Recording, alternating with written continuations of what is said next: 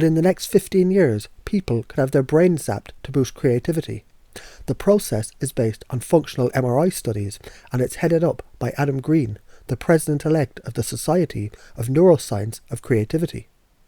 Green's team looked at the blood flow as a measure of brain selectivity when people were doing creative tasks, and the process pointed them to one region of the brain in particular, the frontopolar cortex, so they decided to test whether stimulating the area could make people more creative.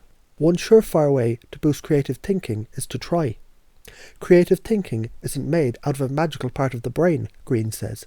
It's essentially using all the same tools that go into doing everything else, but applying them in creative, specific ways. Research shows when people try to think more creatively, they almost always can, and those effects are both significant and repeatable. Green points to an old age adage in neuroscience that says cells that fire together wire together. The idea is the more you use the brain to do something, the stronger the connections between the cells involved become. Another saying that represents this is fake it until you make it.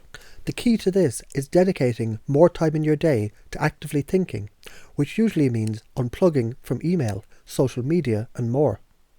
That's the way to unlock the digressive, slow, uncertain parts of ourselves that are key to creativity. You can try implementing this idea in your everyday routine by avoiding bringing your phone to bed or to the bathroom. It's also a good idea to turn off notification settings for social media apps and emails. Consider dedicating specific times in your day to thinking creatively, and remind yourself to do so before any brainstorming session. Data supports that creativity nudges can come from changes as small as a warmer cup of coffee or different colours in the room.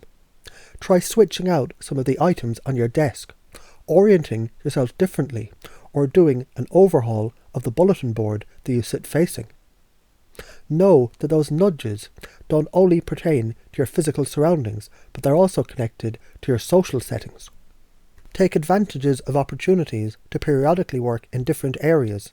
Sit with new colleagues or invite people from different departments to lunch.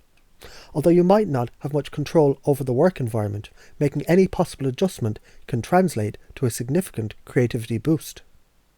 You want your physical and social surroundings to change, says Robert Epstein, Senior Research Psychologist of the American Institute for Behavioral Research and Technology. If it's the same old stuff on the walls and your desk, and the same people that you're talking to, there's not necessarily any urge to be creative. When was the last time you learned something new about medieval architecture, ancient Egyptian history, edible herbs in the wild? Now might be a great time to take an in-person course or to dive into an internet rabbit hole. Research suggests broadening your knowledge by the way of unfamiliar topics fosters new ideas and divergent thinking. New ideas come from interconnections among old ideas, says Epstein. He uses an exercise called the experts game to demonstrate this. In it, a few people in a group with extensive knowledge of an obscure topic give 5-minute lectures. Then, after learning about the topics, such as how shoes are constructed or the history of a Rolex watch, everyone comes up with at least 3 ideas for new products or services. It's really mind-boggling what people can come up with, and that's just based on 15 minutes of instructions that they received. You can DIY this approach by asking friends or colleagues in different industries about what they do, or signing up for a course on something completely unfamiliar to you via sites like Khan Academy. There's a good chance it won't be immediately apparent that what you're learning now could be useful in the future, but pieces of knowledge that you're collecting should come together naturally when you're faced with certain challenging brainstorming ideas later on. The more interesting and diverse the pieces, the more interesting the interconnections. As people age, the number of creative ideas that come to them doesn't necessarily slow, but they tend to capture fewer of them. So when an idea, or a small component of an idea, comes to you, start making a point of preserving it.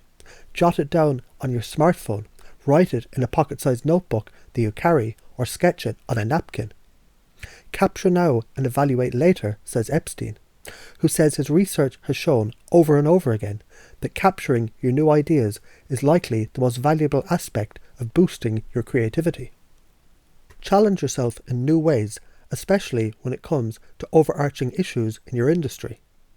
If you've ever tried an escape room, a physical adventure game where players complete goals and solve puzzles, your creativity has probably been spiked.